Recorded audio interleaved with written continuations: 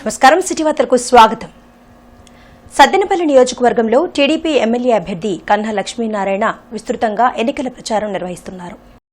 సత్తెనపల్లిలోని 31వ వార్డులో చేపట్టిన ఎన్నికల ప్రచారంలో పాల్గొని సూపర్ 6 పథకాలను ప్రజలకు వివరించారు. వైసీపీ పాలనలో రాష్ట్రం అన్ని విధాలా నష్టపోయిందని, తిరిగి గాడిలో పెట్టాలంటే ఎన్డీఏ కూటమికి ప్రజలు మద్దతు ఇవ్వాలని కోరారు.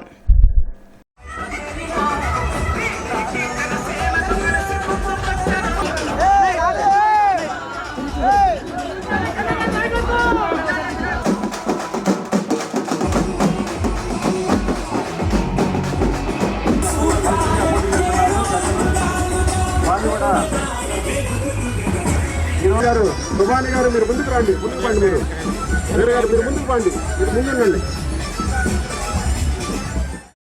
25వ తేదీ సాయంత్రం జరిగే కాంగ్రెస్ పార్టీ రాష్ట్ర అధ్యక్షురాలు షర్మిల పర్యటనను జయప్రదం చేయాలని కాంగ్రెస్ తూర్పు నియోజకవర్గ ఎమ్మెల్యే అభ్యర్థి మస్తాన్ వలి పిలుపునిచ్చారు. ఎన్నికల ప్రచారంలో భాగంగా 25వ తేదీ సాయంత్రం 6 గంటలకు శారదా కాలనీ సంజీవయ్య నగర్లో జరగనున్న షర్మిల పర్యటనలో ప్రజలు పెద్ద సంఖ్యలో పాల్గొనాలని మస్తాన్ వలి కోరారు. జగన్ చేస్తున్న అవినీతిని షర్మిల ప్రశ్నిస్తూ ఉంటే వైసీపీ కనీసం సమాధానం కూడా చెప్పడం లేదన్నారు. భారత రాజ్యాంగాన్ని బలహీనం చేసే ప్రయత్నాన్ని ఇండియా కూటమి అడ్డుకుంటుందన్నారు. రాజధాని అభివృద్దిపై మోడీని ప్రశ్నించే ధైర్యం టీడీపీ, వైసీపీ, జనసేన పార్టీలకు లేదన్నారు. పెమ్మసానికి ఎన్నికల్లో పోటీ చేసే అర్హత లేదని చెప్పిన మస్తాన్ వలి ఓట్లను కొనుక్కొని ఎంపీ కావాలనే ఆలోచనను పెమ్మసాని మానుకోవాలన్నారు. కార్యక్రమంలో ఇండియా కూటమి ఎంపీ అభ్యర్థి జంగాల అజయ్ కుమార్, కాంగ్రెస్ జిల్లా అధ్యక్షులు లింగంశెట్టి ఈశ్వరరావు తదితరులు పాల్గొన్నారు. జగన్మోహన్ రెడ్డి గారి ప్రభుత్వం చేస్తున్న అవినీతి గురించి, జగన్మోహన్ రెడ్డి గారి లోపాయికారిగా నరేంద్ర మోడీ గారికి ఏ విధంగా వ్యాపార భాగస్వామి, రాజకీయ భాగస్వామిగా ఉన్నాడో చాలా క్రిస్టల్ క్లియర్గా మరి ప్రశ్నిస్తూ ఉంటే సమాధానం చెప్పలేనటువంటి పిరికి ముఖ్యమంత్రి జగన్మోహన్ రెడ్డి గారు. ఒక్క ప్రశ్నకి కూడా సమాధానం చెప్పలేని జగన్మోహన్ రెడ్డి. పెమ్మసాని చంద్రశేఖర్ అడ్డ 30 సంవత్సరాలు ఎప్పుడు ఓటేలా ఇక్కడికి వచ్చి ఏమరావుతూ ఉందని ఇక్కడికి వచ్చి పార్లమెంట్ అభ్యర్థిగా పోటీ చేస్తున్నాడో చెప్పాలి. పెమ్మసాని, నీ దగ్గర ఉన్నటువంటి ధనంతో గుంటూరు ప్రజలు కొనుక్కోవాలనేటటువంటి ఒక దుర్మార్గ విధానం తప్ప నీకున్నటువంటి అర్హత ఏంటి అని చెప్పి నేను అడుగుతున్నా. ఈ దేశంలో ఉన్నటువంటి ప్రజాస్వామ్యం ఉండాలంటే నరేంద్ర మోడీ ఇంటికి పోవాలి. ఈ దేశంలో అంబేద్కర్ గారి రాజ్యాంగం ఉండాలంటే నరేంద్ర మోడీ ఇంటికి పోవాలి. ఈ దేశంలో పెట్రోల్, డీజిల్, వంట గ్యాస్ ధరలు తగ్గాలంటే నరేంద్ర మోడీ ఇంటికి పోవాలి. అలాగే హిందువులు, ముస్లిమ్స్, క్రైస్తవులు అన్నదమ్ముల్లాగా మన యొక్క లౌకిక వ్యవస్థ నిలబడాలంటే నరేంద్ర మోడీని ఇంటికి పంపాలి.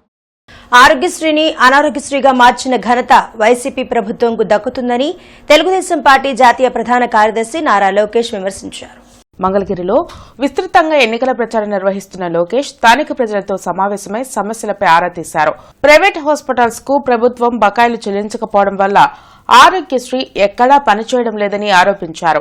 హైదరాబాద్, చెన్నై, బెంగళూరు నగరాలు వేగంగా అభివృద్ది చెందుతూ ఉంటే ఏపీ మాత్రం అభివృద్దికి నోచుకోవడం లేదని లోకేష్ ఆవేదన వ్యక్తం చేశారు. ఆరోగ్యశ్రీకి చికిత్స కాల్సమే ఆరోగ్యశ్రీని అనారోగ్యశ్రీ అయిపోయింది. ఈ ప్రభుత్వం కూడా అక్కడ కూడా కులం పేరు తీసుకొచ్చి ఆసుపత్రులకి సరిగ్గా డబ్బు చెల్లించగా వాళ్ళు కూడా ఇబ్బంది పెడుతున్నారు. దానివల్ల ఆసుపత్రులు కూడా ఇప్పుడు చేతులు ఎత్తేసరికి మేము చేయలేమని సో పేద ప్రజలు అనేక ఇబ్బందులు ఎదుర్కొంటున్నారు. నాకున్న సమాచారం మేరకు దాదాపు 1200 కోట్ల రూపాయలు పెండింగ్ బకాయిలు ఉన్నాయి. సో ముందర ఆరోగ్యశ్రీ కూడా చికిత్స ఇవ్వాల్సిన అవసరం ఉంది. ఆ సిస్టమ్ మొత్తం మళ్ళీ మనం స్ట్రీమ్ లైన్ చేయాలి. అది మేము ఇంటర్నల్లీ పార్టీలో కూడా డిస్కస్ చేసాం. వీళ్ళు take it up. Medical college గురించి మీరే బాగా చెప్పారు. ప్రభుత్వం కాలేజీలు పెట్టిందంటుంది, మళ్ళీ అక్కడ కూడా కోటాలు పెట్టి సీట్లు అమ్ముకునే పరిస్థితి చూసాం. ఆ విధానం పోవాలి. జగన్తో మేము ఉన్నామని ప్రజలు భరోసా ఇస్తున్నారని తూర్పు నియోజకవర్గ వైసీపీ ఎమ్మెల్యే అభ్యర్థి నూరి ఫాతిమా అన్నారు.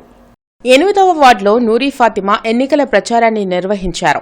జగన్ ఇచ్చిన సంక్షేమ పథకాలను చూసి ప్రజలు ఓటు వేస్తామని చెప్తున్నారన్నారు. సంక్షేమ పథకాలతో పాటు తూర్పు నియోజకవర్గ అభివృద్ధికి పూర్తి స్థాయిలో కట్టుబడి ఉన్నామన్నారు. తూర్పు నియోజకవర్గ ఎమ్మెల్యే ఎం ముస్తఫా చేసిన అభివృద్ధిని చూసి తనను గెలిపించేందుకు ప్రజలు ముందుకు వస్తున్నారన్నారు.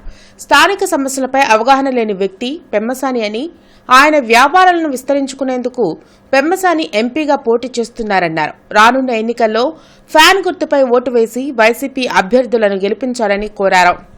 ప్రతి గడపలో ఎల్లే కొద్దీ పాజిటివ్నెస్ ఎక్కువ అవుతుంది. ఎందుకంటే నమ్మకం వాళ్ళకి జగన్మోహన్ రెడ్డి గారు ఇచ్చారు నమ్మకం. ఏ విధంగా అంటే సంక్షేమ పథకాలు అందించి ప్రతి కుటుంబానికి మరి ఎక్కడ చూసినా కూడా మరి జగన్మోహన్ రెడ్డి గారు అయితే మాకు వెన్నంటే ఉన్నారు. ఎవరూ లేనట్టుగా, ఏ ప్రభుత్వం లేనట్టుగా జగన్మోహన్ రెడ్డి గారు మాకు సంక్షేమం చేసి చూపించారు. కాబట్టి మేము ఖచ్చితంగా రానున్న రోజుల్లో మరి వైఎస్ఆర్సీపీకి అలాగే ఫ్యాన్ గుర్తుకి ఓటు వేస్తామని చెప్తున్నారు.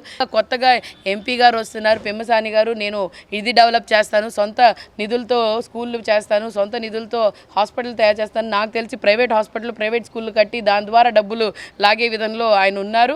ఆయన మరి ప్రజలు ఇక్కడ స్థానికంగా సమస్యల గురించి అయితే దానికి అవగాహన లేదు. రానున్న రోజుల్లో మీ అమూల్యమైన 2 ఓట్లు కూడా ఫ్యాన్ గుర్తుకు ఓటు వేయాల్సిందిగా కోరుకుంటున్నాను. మా 8వ డివిజన్కి విచ్చేసి మా వడ్డెరగూడెంని శివాలయం వారి వీధి, చందయ్య నంగరు, పూసల సుబ్బయ్య సందు వీధుల్లో తిరగడం జరుగుతుంది.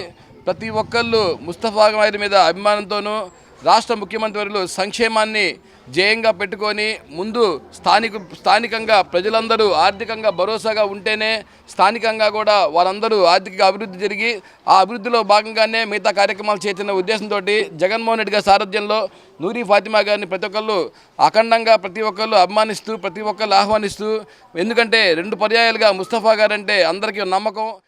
10వ తరగతి పరీక్షా ఫలితాల్లో విశ్వజ్యోతి పబ్లిక్ స్కూల్ విద్యార్థులు ఘన విజయం సాధించారు. ఈ సందర్భంగా సంగడగుంట ఇందిరా కాలనీలోని విశ్వజ్యోతి స్కూల్లో ప్రిన్సిపాల్ బండి జేమ్స్ అధిక మార్కులు సాధించిన విద్యార్థులను అభినందించారు. ఇటీవల విడుదలైన పరీక్షా ఫలితాల్లో సాయి దీప్తి 586 మార్కులు సాధించి మొదటి స్థానంలో నిలిచారన్నారు. షేక్ ఫిజా 583 మార్కులు, భవానీ 579 మార్కులు, ఈశ్వర ఆంజనేయులు 573 మార్కులు, చండీ ప్రియ 572 మార్కులు సాధించినట్లు తెలిపారు. 550 పైన మార్కులు 14 మంది విద్యార్థులు, 500 పైన మార్కులు 37 మంది విద్యార్థులు సాధించినట్లు చెప్పారు. విద్యార్థుల పట్టుదల, సిబ్బంది కృషితోనే తమ విద్యార్థులు అత్యున్నత ఫలితాలను సాధించగలిగారన్నారు. రానున్న రోజుల్లో మరింత మెరుగైన ఫలితాలు సాధించేలా కృషి చేస్తామన్నారు.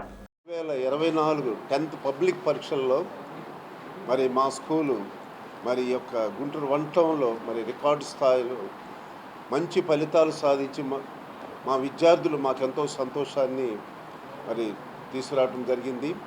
మరి గత సంవత్సరం 589 మార్కులు సాధించి మరి ఈ యొక్క గుంటూరు 1 టౌన్లో మొట్టమొదటి స్థానంలో నిలబడటం జరిగింది. మరి ఈ యొక్క సంవత్సరం కూడా మరి ఈ సంవత్సరం మరి 100% ఫలితాల్లో మరి మా స్కూలు మరి మంచి ఫలితాలను సాధించింది.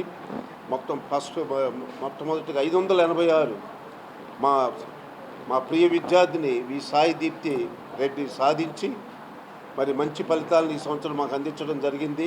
అదేవిధంగా షేక్ ఫీజా 583, మరి G Bhavani 579, B Eswara Anjaneyulu 573, Y Chandi Priya 572.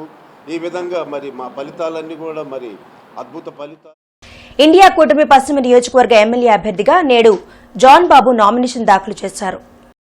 India కూటమి పశ్చిమ నియోజకవర్గ ఎమ్మెల్యే అభ్యర్థిగా జాన్ బాబు మున్సిపల్ కార్పొరేషన్ కార్యాలయంలో నామినేషన్ దాఖలు చేశారు. ఈ సందర్భంగా నగరంలో కాంగ్రెస్ పార్టీ శ్రేణులతో భారీ ర్యాలీ నిర్వహించారు. మున్సిపల్ కార్పొరేషన్ కార్యాలయం వరకు ర్యాలీగా వెళ్లి జాన్ బాబు నామినేషన్ను దాఖలు చేశారు. రానున్న ఎన్నికల్లో కాంగ్రెస్ పార్టీకి ఓటు వేసి అత్యధిక మెజార్టీతో తమను గెలిపించాలని కోరారు.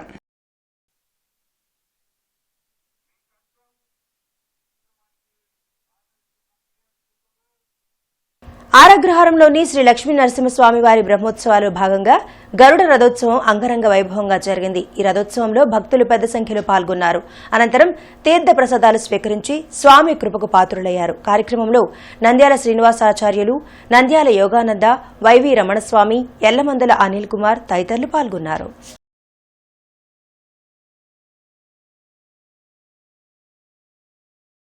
సిటీ వార్తలు సమాప్తం. నమస్కారం.